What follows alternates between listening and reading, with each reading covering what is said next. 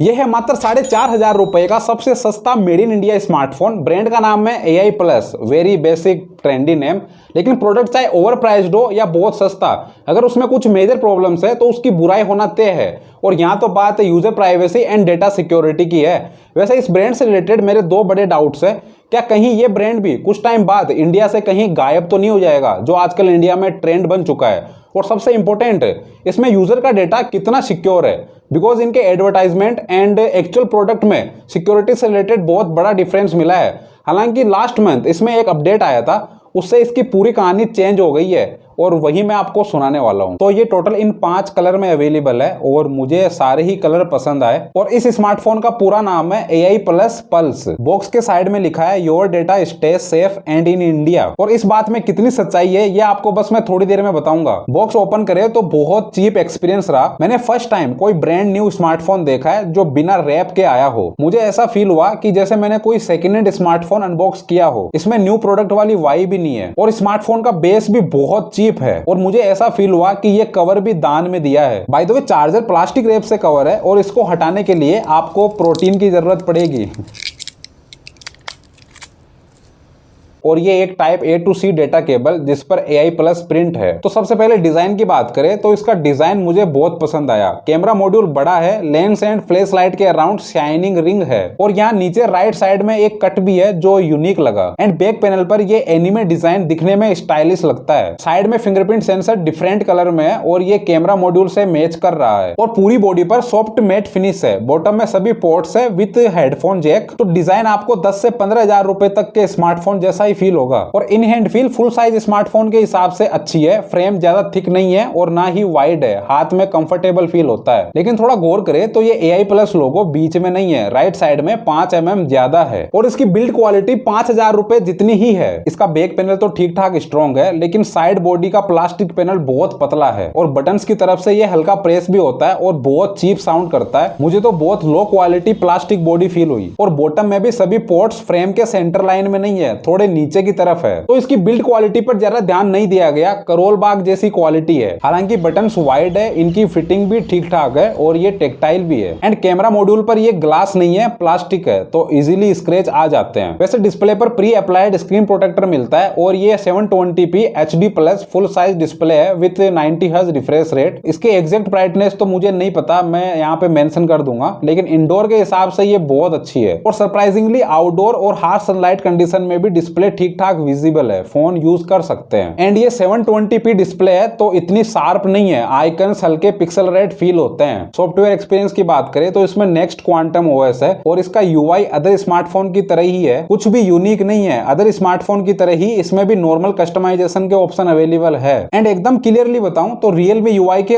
Almost similar UI है। किसी company में काम करते करते उसके सिमिलर प्रोडक्ट बना देना ऑब्वियस है। वैसे AI प्लस बस इसका नाम है, इसमें ओनली Gemini सपोर्ट करता है। सर्कल टू सर्च जैसा बेसिक फीचर भी नहीं है और फोन यूज करने में स्लो फील होता है। एंड पूरा UI जिटरी है, कोई भी ऐप ओपन कर लो थोड़ा लैग करता है और जिटर भी फील होता है। तो इससे आपको इसकी परफॉर्मेंस का भी आइडिया लग गया होगा। इसमें यूनिसोस T615 made in India chip लगी है, जिसका AnTuTu स्कोर 3 लाख के करीब आता है, तो नॉर्मल यूज के लिए ठीक ठाक है। एंड इस प्राइस पर एनिमेशन की तो क्या ही उम्मीद करे, बट ऐप ओपन होने में तो एनिमेशन नहीं है, क्लोज करते टाइम एनिमेशन आता है। और ऐप फोल्डर में कुछ इस तरह का एनिमेशन है। इसको लास्ट मंथ अपडेट से फिक्स कर दिया गया है। पहले कई बार इस तरह का वियर्ड एनिमेशन आता था और आइकन्स भी बहुत स्मॉल हो जाते थे। और अब डार्क मोड भी सभी जगह ठीक से काम कर रहा है, पहले ये ऑपोजिट वर्क करता था। और अब कैमरा UI की सेटिंग्स बहुत अच्छे से ऑप्टिमाइज कर दी गई है। वैसे फिंगरप्रिंट सेंसर ठीक से काम करता है और फेस अनलॉक भी है। एंड सरप्राइजिंगली इसमें Realme UI की तरह स्टेटस बार पर कैप्सूल शेप में कुछ एनिमेशन है। वैसे इसमें नेक्स्ट क्वांटम OS है और ये अभी लास्ट मंथ के सिक्योरिटी अपडेट एंड Android 15 पर रन कर रहा है। और इसमें Android 16 का अपडेट मिलेगा और 3 साल तक के सिक्योरिटी अपडेट आएंगे। अगर ये अपडेट पॉलिसी सच है तो बहुत बड़ी बात है, बिकॉज मोटोरोला अपने 18,000 के स्मार्टफोन G96 में सेम अपडेट पॉलिसी दिया है। और जहां तक बात है कैमरा क्वालिटी की, तो इसमें 50 मेगापिक्सल का मेन लेंस है और कैमरा ऐप में सभी जरूरत के फीचर्स अवेलेबल है। और फोटो मोड में इन्वर्टेड फिल्टर मुझे थोड़ा यूनिक लगा, कुछ इस तरह की फोटोज ले सकते हैं। ऐसा लग रहा है मैं पानी में डूब चुका हूँ। वैसे फोटो फोटोज की क्वालिटी प्राइस के हिसाब से बहुत अच्छी है, कलर्स भी अच्छे आते हैं और शार्पनेस भी अच्छी है। लेकिन इसमें डिस्प्ले ही 720p में है तो फोटोज आपको पिक्सल रेट फील होगी। लेकिन अभी जो आप फोटोज देख रहे हो एक्चुअल इसी तरह की क्वालिटी है। तो एक्चुअल में फोटोज की क्वालिटी मुझे बहुत सही लगी, यूजेबल है। और मैं ड्राइव की लिंक दे रहा हूं, उसमें भी आप जाकर चेक कर सकते हो। और इसके फ्रंट एंड बैक कैमरा दोनों में 1080p 30fps maximum video recording कर सकते हैं। और इसके बैक कैमरे से 1080p 30fps में कुछ इस तरह की वीडियो क्वालिटी मिलने वाली है। और सेल्फी कैमरा बस 5 मेगापिक्सल का है तो नॉइसी फोटोज आती है, लेकिन काम चल जाएगा। वैसे सेल्फी के अंदर इसमें पोर्ट्रेट मोड भी है और ठीक ठाक सेल्फी फोटोज आ जाती है।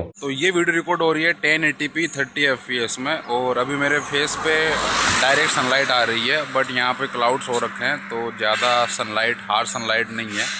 तो आपको आइडिया लग रहा होगा बैकग्राउंड में डिटेल्स भी अच्छी है, लेकिन थोड़ी नॉइसी वीडियो कैप्चर कर रहा है बिकॉज 5 मेगापिक्सल का कैमरा है। अदर फीचर्स की बात करें तो इसमें ओल्ड स्टाइल सिम ट्रे है, हाइब्रिड सिम स्लॉट नहीं है। तो एक साथ 2 सिम और 1 TB तक का SD कार्ड लगा सकते हैं। हालांकि ये 4G ही सपोर्ट करता है, 5G नहीं है। और 4G के हिसाब से इसमें इंटरनेट स्पीड भी अच्छी आ रही है और नेटवर्क बार पर Vivo LTE शो होता है। वैसे मुझे कॉलिंग में कोई भी दिक्कत नहीं हुई, कॉल ड्रॉप नहीं होती। और इसके ईयर स्पीकर की क्वालिटी भी अच्छी है एंड मेन स्पीकर की क्वालिटी भी ठीक ठाक है, आपको निराश नहीं करेगा। और हाँ, इसमें ब्लूटूथ 5 एंड वाईफाई 5 वर्जन है जो बहुत ओल्ड वर्जन है। और जहां तक बात है बैटरी की तो इसमें 5000 mAh बैटरी लगी है जो नॉर्मल यूज में 7 से 8 घंटे आराम से चल जाती है।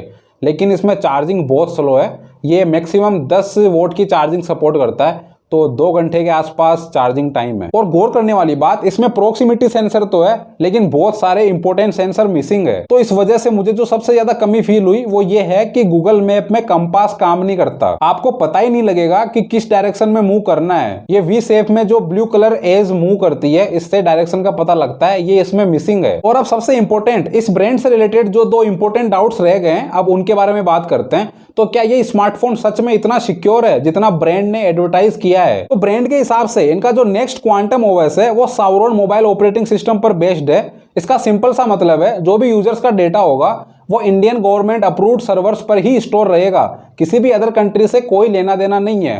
इंडिया का डेटा इंडिया में ही रहेगा।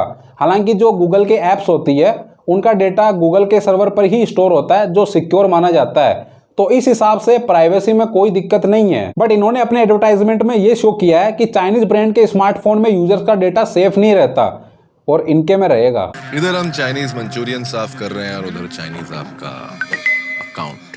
3 लाख का लोन मैंने कब लिया? मैंने लिया, तुम्हारा आधार और पैन मेरे पास था इसलिए मैंने ले लिया, तुम EMI भर देना। Chinese not safe. AI plus smartphone, असली इंडिया का अपना स्मार्टफोन। तो ये बात बिल्कुल गलत है because Vivo, OnePlus, Realme, Oppo, Tecno, Redmi, Poco ये सभी ऑलमोस्ट चाइनीज स्मार्टफोन ब्रांड्स है जो भी आपके सामने आज के टाइम पर स्मार्टफोन आ रहे हैं। तो इनमें यूजर्स का डेटा सेफ है। वैसे प्राइवेसी से रिलेटेड इसमें एक्चुअल दिक्कत ये है कि इसमें ये 3 third party Chinese apps pre installed है। हालांकि इसी तरह की एप्स रियलमी के स्मार्टफोन में भी है बट ये सभी गूगल प्ले स्टोर पर अवेलेबल है। जबकि AI प्लस स्मार्टफोन में जो एप्स थी उनका गूगल पर कोई वजूद ही नहीं है, तो ये अनसेफ थी। और बेसिकली एंड्रॉइड स्मार्टफोन में जो एप्स गूगल प्ले स्टोर पर अवेलेबल नहीं है वो गूगल की पॉलिसी के हिसाब से सिक्योर नहीं है। तो इसमें जो third party pre installed application है उनका डेटा किसी अननोन सर्वर पर स्टोर हो रहा है जो अनसेफ हो सकता है। तो एक तरफ ये brand user privacy and data security को लेकर बहुत ज्यादा सीरियस है और दूसरी तरफ इस तरह के चाइनीज थर्ड पार्टी एप्लीकेशन इसमें प्री इंस्टॉल्ड दे रहा है। तो और जब सोशल मीडिया पर लोगों ने इनका दोगलापन सामने लाया तब जाकर इन्होंने अपने स्मार्टफोन में एक अपडेट दिया। उसको अपडेट करते ही ये सभी एप्स रिमूव हो गई थी और AI सर्च में अब डीप सेक AI भी शो नहीं हो रहा। तो आई थिंक अब ये स्मार्टफोन सेफ है, इसको आप UPI पेमेंट में यूज कर सकते हो। और इस ब्रांड के CEO खुद 2 Chinese smartphone brand Realme and owner में एक्स एम्प्लॉय रह चुके हैं।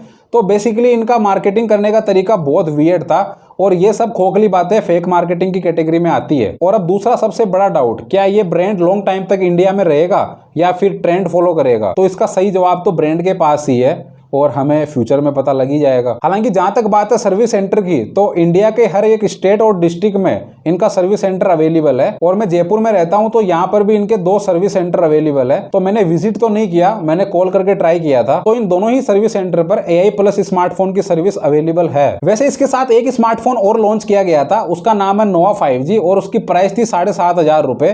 तो मेरे हिसाब से अगर आप उसको बाई ना करो तो ज्यादा बेटर रहेगा। बिकॉज इंडिया में ऑलरेडी 7,500 रुपए में पोको, इन्फिनिक्स, टेक्नो जैसी ट्रस्टेड ब्रांड के 5G स्मार्टफोन ऑलरेडी अवेलेबल है और ये ब्रांड्स बहुत लंबे टाइम से इंडिया में सर्विस दे रहे हैं, तो इससे ज्यादा उन पे ट्रस्ट है मुझे। और टेक्नो का जो पॉप 9 5G स्मार्टफोन है उसकी प्राइस भी 7,500 रुपए ही है। उसमें पंच होल डिस्प्ले है, NFC है, IP रेटिंग जैसे फीचर्स भी है, with better brand value, better software experience, better camera and better design also. And अब फाइनली कंक्लूजन, 4,500 के हिसाब से इसमें सब कुछ 4,500 जैसा ही है, कुछ भी एक्स्ट्रा ऑर्डिनरी नहीं है। बहुत सारे बॉडी पार्ट्स इसमें बहुत चीप है और जो इंटरनल पार्ट्स है वो बहुत ओल्ड वर्जन में है, तो बिल्ड क्वालिटी ओके ही है। फोन का UI पूरा जिटरी है और अभी भी बहुत सारे बग्स फिक्स करने की नीड है। तो अगर आपका बजट फिक्स 5,000 रुपए है तो आप इसको बाई कर सकते हो, ये एक स्मार्टफोन का पर्पस फुलफिल कर देगा।